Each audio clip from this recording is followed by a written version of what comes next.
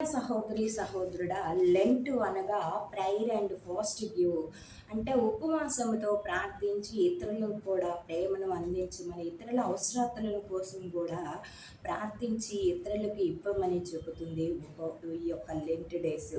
అదేవిధంగా మనం చూసినట్లయితే లవ్ ఆఫ్ గాడ్, ఇతరులకు ప్రేమను అందించు.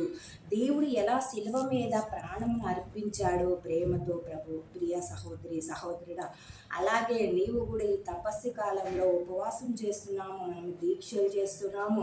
40 రోజులు ఉపవాసంతో ఉండి వాళ్ళు ఏం చేస్తున్నారు, వీళ్ళు ఏం చేస్తున్నారు అని కాకుండా ఇతరులకు మనం ఏమి ఇవ్వాలి, ఇతరులు ఏ అవసరంలో ఉన్నారు, వారి అవసరతల కోసం ప్రార్థించమని ఇక్కడ లవ్ ఆఫ్ గాడ్ దేవుడు శిలువ మీద చెప్పినట్లు చెప్తున్నారు. ప్రియా సహోదరి సహోదరుడా, అదేవిధంగా ఉపవాసంతో ప్రార్థనలతో ఇతరులకి ప్రేమతో ఇవ్వు. దానంగా కాదు కానీ ఉపవాస ప్రార్థనతో యేసు అందరి కొరకు ప్రాణమునే ప్రేమగా అర్పించాడు. దానంగా కాదు. మరి మనం కూడా ప్రేమతో ఏదైనా ఇద్దాము. దానం వేరు, ప్రేమ వేరు. ప్రేమగా మనము దానం చేశామనుకుంటాం కానీ దానం వేరు, ప్రేమ వేరు. శిలువ మీద యేసుక్రీస్తువే తన ప్రాణమును ప్రేమగా అర్పించినప్పుడు ఈనాడు నువ్వు నేను ఉపవాసం ఉండి ప్రేమతో ఇతరులకు ఇచ్చేది ప్రేమతోనే ఇవ్వాలి. ఏదైనా సరే ప్రేమగా అర్పించమని చెప్తున్నారు. క్రీస్తు ప్రేమ అంటే మరి అదే, దేవుని ప్రేమ, నిజమైన ప్రేమ అంటే అదే. ప్రియ సహోదరి సహోదరుడా, కొంతమంది అంటారు మేము ఉపవాసం ఉండి అండి దానం చేసామండి అంటారు. ఆ దానం అవసరం లేదు.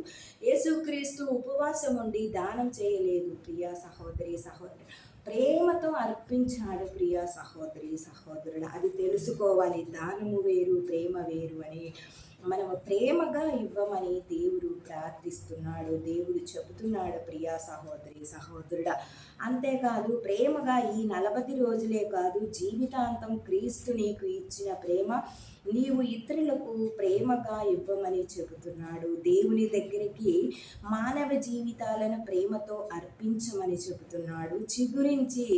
ఆ చిగురించిన ప్రేమతో దేవుని సన్నిధిలో గడిపే కాలమే లెంట్ కాలము అంటారు. దేవుని దగ్గరికి మానవ జీవితము, మానవుడు దేవునితో దగ్గరగా ఉండే సమయాన్ని లెంట్ కాలం అంటున్నాడు. ఆ యొక్క లెంట్ కాలంలో దేవుడితో ముఖాముఖిగా ఉన్నటువంటి ఈ మానవుడు చిగురిస్తాడు అంట. ఆ చిగురించిన ప్రేమతో దేవుని సన్నిధిలో కలిపే కాలమే లెంట్ కాలం అంటారు. మానవుడికి దేవుడు దగ్గరగా ఉండే కాలమే ఈ యొక్క లెంట్ కాలము. లెంట్ కాలం అంటే ఏంటంటే మానవుడు అంట దేవునికి ప్రార్థన ద్వారా, ఉపవాసము ద్వారా, ఇతరులకు ఇవ్వటము ద్వారా, ప్రేమ చూపించటము ద్వారా దేవుడికి దగ్గరగా ఉంటాడు అంట. అందుకనే అది లెంట్ కాలము అంటున్నాడు. ప్రియ సహోదరి సహోదరుడు, మరొకసారి ఆ లెంట్ కాలం అంటే ప్రై అండ్ ఫాస్ట్ గివ్డ్ అంటే ప్రేమతో ఉపవాసం ఉండి